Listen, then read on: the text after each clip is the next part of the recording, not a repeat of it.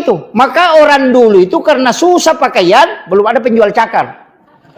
Dulu susah pakaian, maka ketika ada orang meninggal, pakaiannya orang meninggal ini dibungkus rapi baik-baik, baru dikasih Pak Imam, dengan harapan Pak Imam pakai sholat supaya jalan pahalanya. Masih begini sini Pak, keliru itu, tidak benar itu.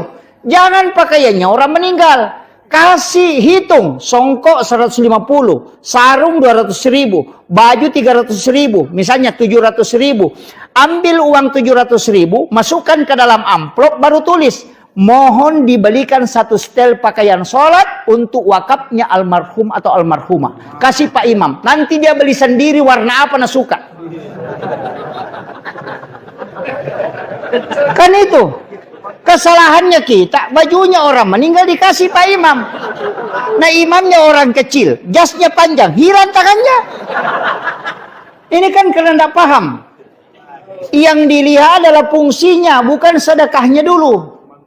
Orang dulu itu karena tidak ada pakaian, susah sekali. Bahkan karung biasa diambil celana. Maka ketika ada orang meninggal, kadang orang datang minta, adakah kasihan pakaiannya nu bisa kupakai. Begitu. Sekarang mana ada? Coba kasih Pak Imam pakainya, tidak ada pakai itu.